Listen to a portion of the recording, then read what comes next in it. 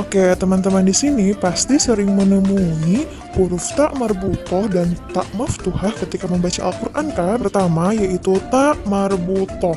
Bentuk tak marbutoh ketika dia tunggal atau berdiri sendiri seperti ini ya teman-teman. Nah, untuk bentuk ketika dia disambungkan dengan huruf yang lainnya bentuknya seperti ini. Oke, tak marbutoh teman-teman memiliki ciri-ciri.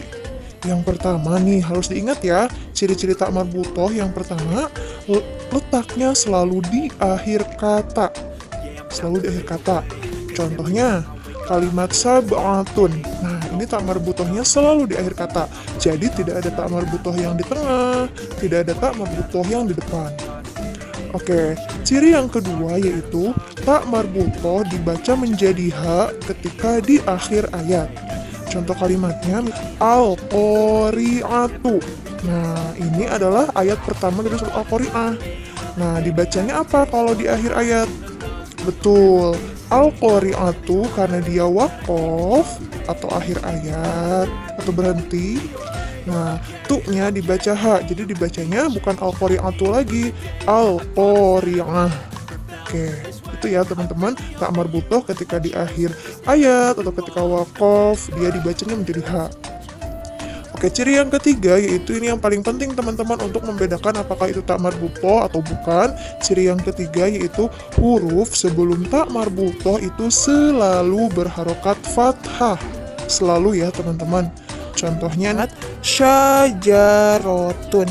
Nah, bagaimana menyambungkannya dalam huruf hijaiyah?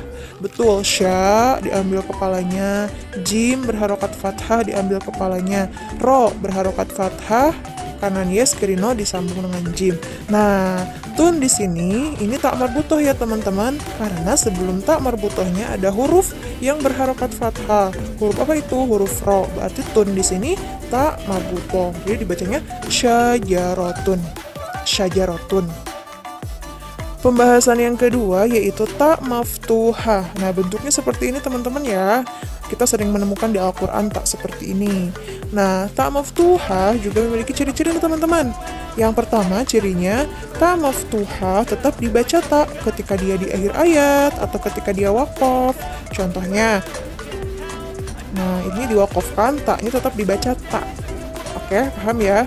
Nah, ciri yang kedua ini yang paling penting nih teman-teman untuk membedakan apakah dia memakai tak marbutoh atau tak maftuhah. Ciri yang kedua yaitu huruf sebelum tak maftuhah tidak berharokat fathah.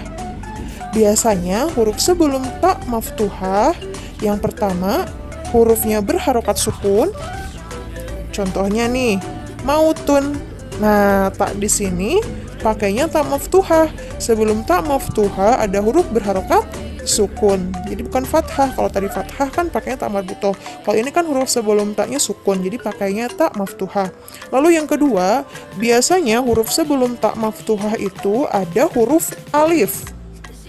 Nah, contohnya muslimatun. Oke? Muslimatun. Nah, tak di sini memakai tak maftuhah. Karena apa? Huruf sebelum taknya itu adalah alif. Paham ya, teman-teman? Itu tadi adalah bedanya tak marbutoh dengan tak maftuhah. Nah, teman-teman Miss Imas, ada pengecualian-pengecualian untuk beberapa kata yang huruf sebelum taknya itu alif tetapi memakai tak marbutoh.